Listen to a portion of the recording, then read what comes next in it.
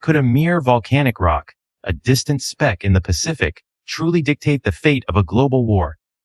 How did this seemingly insignificant island become the crucible of a battle so uniquely brutal that it claimed more American lives than those of its fanatically entrenched Japanese defenders? Prepare to uncover the harrowing saga of Iwo Jima, where every inch of ground was bought with blood, forever redefining courage and sacrifice.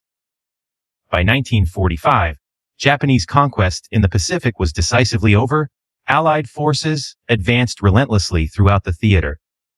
For 2 arduous years, U.S. Admiral Chester Nimitz's island hopping strategy steadily brought Americans closer to Japan. Only strategically significant islands were seized, while all others were deliberately bypassed. Americans took Tarawa in November 1943, the Marshall Islands in February 1944, and the Marianas in June. Yet, Pelilio's horrifically costly landings in September 1944 starkly revealed the brutal savagery inherent in such island battles. I'm Jesse Alexander, and I welcome you to this special episode of Real-Time History, exploring the Battle of Iwo Jima day by day. U.S. commanders selected tiny Iwo Jima as their next target. A mere 7.2 kilometers long and 0.8 to 4 kilometers wide, it seemed an insignificant speck in the vast Pacific. However, situated halfway between Tokyo and U.S. air bases in the Marianas, Iwo Jima could become a vital support base for B-29 bombers, escort fighters, and search and rescue craft. Crucially, as part of Tokyo Prefecture, it was sovereign Japanese soil. Its capture, Americans hoped, would inflict a severe psychological blow on Japan. The U.S. Marines, V Amphibious Corps, comprising the 3rd, 4th, and 5th Marine Divisions, was assigned the daunting task of capturing the island, codenamed Operation Detachment. All told, 100,000 men and 700 ships would participate in a battle Americans optimistically expected to last only 5 to 10 days. Defending Iwo Jima were 24,000 Japanese troops of the 109th Infantry Division, led by Lieutenant General Tadamichi Kuribayashi. Having studied Pelilio's brutal lessons, Kuribayashi rejected futile beach defenses or costly banzai attacks. Instead, he planned to let Marines land, then grind them down in attritional warfare within 2 main defensive belts. Each belt boasted hundreds of caves, tunnels, and expertly hidden pillboxes, which Japanese soldiers were to hold to the last. Kuribayashi's courageous battle vows commanded each soldier to kill 10 invaders. D-Day, February 19th, the preparatory bombardment began just 3 days before D-Day, February 19th. This was far less than the 10 days requested by V Amphibious Corps Commander Major General Harry Schmidt, an early sign of friction. As 1st Marines moved on to the 6 landing beaches at 9 a.m., Japanese resistance appeared light. The biggest obstacle was a 4.5-meter volcanic ash terrace, hindering men and supporting LVTs. Just as bulldozers cleared paths, Kuribayashi unleashed pre-sighted artillery, pounding Marines and inflicting heavy casualties. Japanese machine guns then opened fire from Mount Suribachi, the island's highest point. However, the heaviest fire erupted from the quarry on the extreme right flank. Even pre-invasion 4th U.S. Division Commander Major General Clifton Cates worried, if I knew the name of the man on the extreme right of the right, hand squad of the right, hand company of the right, hand battalion, I'd recommend him for a medal before we go in. His words proved tragically prophetic. By 11 a.m., bulldozers cleared beach paths, enabling Marines to threaten Airfield No. 1. Simultaneously, the 28th Marine Regiment moved to cut off Mount Suribachi, forming a tenuous blockade as once. Colonel Harry Liversage reported, troops ashore and moving to isolate volcano. Resistance moderate but terrain awful. Fighting subsided by early afternoon, but by D-Day's end, only a third of the first day's objectives were taken, indicating a far more brutal engagement than expected. Marines captured Airfield No. 1. Yet Japanese resistance elsewhere was clearly stiffening. In the east, Marines ground against the quarry, while the 28th encircled Suribachi's base and its 70 reinforced concrete emplacements. Kuribayashi sought to steel his men's resolve. Each man should think of his defense position as his graveyard, fight until the last, and inflict much damage to the enemy. Introduced a new enemy, the weather. Rain and wind shut down beaches. Offshore, kamikazes attacked U.S. naval vessels, sinking an escort carrier. On the island, bloody fighting continued. Flatter terrain in the west allowed tank use, granting Americans better progress ashore. However, against the quarry, U.S. casualties mounted. Sibers 3. One company of 240 Marines was reduced to just 18 fit for duty. With around 300 Marines killed or wounded in 3 days, the 3rd Marines Reserve was committed early. Conditions worsened. Rain turned Iwo Jima's volcanic sand into sticky goo, clinging to boots and filing weapons. The 28th Marines reported, "Bad weather and poor visibility throughout the day hampered our operations considerably. The rain mixed with volcanic dust caused stoppages in practically all automatic weapons, reducing them to single shot. The battlefield became a treacherous quagmire, making every advance a struggle. Nonetheless, Marines pushed ahead. The 28th began scaling Suribachi, while elsewhere, Marines attacked Kuribayashi's main defensive belt, December 4. Japanese defenses. Kuribayashi transformed Iwo Jima into a complex network of interconnected, mutually supporting hardpoints. These ranged from simple sniper nests in rock cracks to massive, reinforced blockhouses, seemingly impervious even to heavy artillery. Larger bunkers were meticulously stocked with supplies and facilities. Japanese soldier Suji Akikusa recalled, "The Southern Islands Naval Air Station headquarters bunker was the largest bunker on the island, and it was rumored that it would be able to hold out for about 3 months. There were about 800 people in the bunker. There were no fewer than 500 drums filled with heavy oil, light oil, gasoline, and drinking water. These were self-contained bastions. Tunnels allowed Japanese soldiers to move undetected, launching feared night attacks that increased daily. Consequently, after dark, American forces fired illumination shells, bathing the island in constant light to deny nocturnal advantage. Tunnels enabled Suribachi's 800-man Japanese garrison to withdraw north, undetected, as the 28th began its final assault on February 23. Meeting light resistance on the summit, Marines raised 2 U.S. flags, signaling capture, and inadvertently creating one of the 20th century's most iconic photographs. Suribachi's capture did not mean U.S. victory. Next day, U.S. forces assaulted Airfield No. 2, but Japanese mines and anti-tank guns prevented tank use. American infantrymen, armed with grenades, flamethrowers, and small arms, led the brutal assault. Y5. The Japanese stubbornly held the north end, limiting U.S. troops to serious advances only in the west. A6. Though 4th Marines cleared the quarry in the east, they now clashed against the toughest enemy position yet. Marines in the east entered the Mategrinder, a complex of Japanese defenses centered on Hill 382, Turkey Knob, and the Amphitheater Basin. Defenders mutually supported each other with machine guns, artillery, and dug-in tanks. American progress slowed dramatically, with advances measured in desperate 100-yard dashes, grimly dubbed touchdowns. Over the next 2 brutal days, the 4th Marines struggled in the Mategrinder, while other divisions faced their own hardpoints.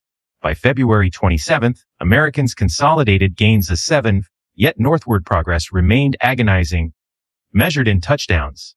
Japanese stubbornly held positions, often until U.S. armor assaulted them point blank, sometimes with Zippo, Sherman flame-throwing tanks. American tankers also rammed or churned treads over cave entrances to collapse them. Japanese soldier Okoshi Haranori recalled his fears.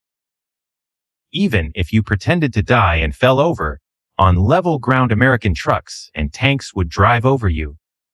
Some of the soldiers hid in foxholes to avoid being run over, but when the American tanks found a foxhole, they would roll around on top of it and crush the people inside. If they got you like that, you were doomed to gurgle until you died." This was the chilling reality of Iwo Jima's underground war.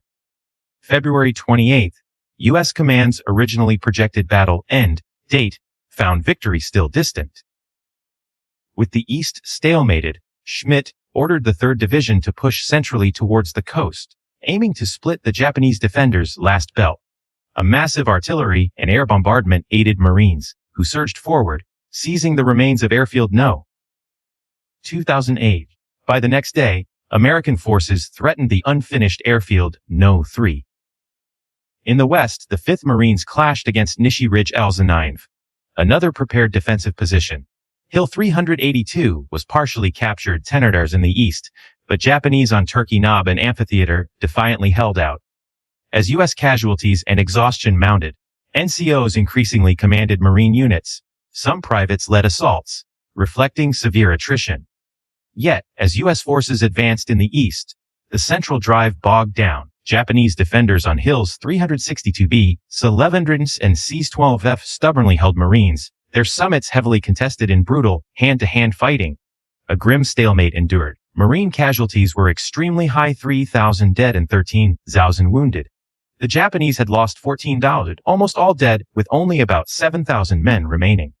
In the west, Americans captured Nishi and Hill 362A Sa-13, fully surrounding the amphitheater of Fort Theodore.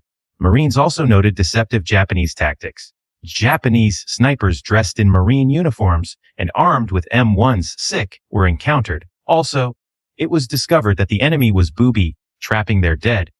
Treacherous dangers permeated the battlefield, even in death. Anticipating future offensives, Schmidt ordered 2 days of rest, allowing only minor line straightening attacks. Fresh American replacements arrived, though many lacked combat experience, thrust unprepared into Iwo Jima's crucible. Airfield No. 1 saw unusual activity. The damaged B-29 Adina made an emergency landing, a poignant foreshadowing of the island's ultimate value. Deploy 15th of March 6th, the next day's American attack began with a massive artillery bombardment. Over 22,500 shells fired in the first hour. Yet, its impact and the general advance proved disappointing. Fierce Japanese resistance limited Marines to agonizing 50 to 100 meter advances across the island F-15 of F, a costly crawl against an unyielding enemy. Deploy 16th of March 7th, Japanese defenders had clearly mastered Marine attack methods, artillery barrage followed by infantry assault. General Graves Erskine of the 3rd Division proposed a radical change, a 5 a.m. dawn attack without artillery. His troops would pivot into a Japanese sector facing the 4th Division, not advance directly. Americans tried this new method on March 7th, which seemed effective by day's end. They took Hill 362C's 60s. This advance created Cushman's Pocket, a stubborn Japanese resistance point. At midnight, Captain Inui Samaji tragically defied Kuribayashi's orders, leading a desperate 500-man banzai attack from Tachiwa Point, Fuzenseeben. He hoped to pierce U.S. lines, destroy equipment, and even raise the Japanese flag on Suribachi. However, Marine fire from range decimated his men, many armed only with bamboo spears or explosive vests. Americans suffered few losses, a grim testament to the charge's futility. Deploy 17th 19th of March 8th, 10th, the wasteful banzai charge ended major resistance in the east. Over 3 days, Marines bypassed Japanese hardpoints in Cushman's Pocket, C-18 Ave, and finally reduced the meat grinder, 19 Eves. In the north, a U.S. patrol briefly reached the sea before Japanese forces pushed it back 20 years. Kuribayashi knew the battle neared its end, but radioed Tokyo his intent not to surrender. All surviving fighting units have sustained heavy losses. I am very sorry that I have let the enemy occupy one part of Japanese territory, but am taking comfort in giving him heavy damages. Japanese resistance persisted in 3 isolated pockets: Cushman's Pocket, the eastern coast, and part of the northwest. Kuribayashi retreated with his last 500 men to a gorge, later dubbed Bloody Gorge, for a final stand. Exhausted Marines, many suffering from combat fatigue, now PTSD, appealed to Japanese to surrender, announcing humane treatment and the futility of suicidal resistance. They distributed a translated letter from Japanese Po W. Momoda Hideo. Comrades, I myself would never have believed that things could be this way if I hadn't seen it with my own eyes. At first, I was embarrassed to have been taken by the enemy. But when I learned that several officers had the same experience, I felt better. In our conversations, we agreed that it is more honorable to live for the emperor and work for a greater Japan in the future than merely to die like rats underground. These poignant appeals, however, had little impact. Such surrender messages had little impact. Americans advanced, eliminating all Japanese strongpoints except Bloody Gorge. Despite U.S. authorities declaring Iwo Jima secure on March 14, Kuribayashi remarkably held out for 9 more days in a seemingly impregnable blockhouse. U.S. artillery was unusable due to friendly fire risks, so Marines, armed with flamethrowers, grenades, and demolition explosives, undertook the brutal task of reducing it. On March 23, Kuribayashi issued his poignant final communication to the Japanese garrison on nearby Chichi-jima. All officers and men of Chichi-jima, goodbye from Iwo. It was a chilling farewell, accepting an inevitable end. Kuribayashi's ultimate fate remains unknown, perhaps suicide, or death in one of the increasingly common banzai attacks during the final days. On March 26, 300 Japanese troops covertly emerged from Bloody Gorge, striking Airfield No. 2, targeting airmen and construction personnel. This desperate charge was swiftly annihilated by U.S. troops, signaling the battle's definitive end.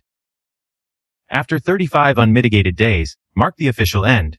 Marine casualties totaled around 23,000, including 6,800 dead. The Navy sustained about 2,800 dead and wounded. Of 21,000 Japanese troops, 19,000 were killed. Only 216 surrendered during the battle, with up to 2,000 continuing to struggle in small groups until mopped up by U.S. forces. While Okinawa later proved even costlier for Americans, Iwo Jima remains the deadliest single battle for the Marines. It is also the sole battle in the U.S. Pacific Campaign where American casualties tragically outnumbered Japanese, a stark indicator of unparalleled ferocity encountered. Iwo Jima's legacy remains controversial. The U.S. Army and Navy later contended its immense cost outweighed strategic value. Yet, for its intended practical purposes, it delivered immediate critical benefits. In the war's final months, 2 Tu-51 B-29s made emergency landings on Iwo, potentially saving 24,000 U.S. airmen's lives, transforming the island into a literal lifeline. We thank Mark Newton for his invaluable help. We hope you enjoyed this experimental video, where we tested new map features for our upcoming series, Napoleon's Downfall, covering the 1812 Russian campaign. Delivering such detailed history is only possible with our Patreon supporters. If you appreciate our work, please support us at Patreon.com. Real to Me History. I'm Jesse Alexander, and this is Real Time History, the only YouTube channel confidently stating turkeys lack knobs, possessing instead a cloaca. Go ahead, look it up.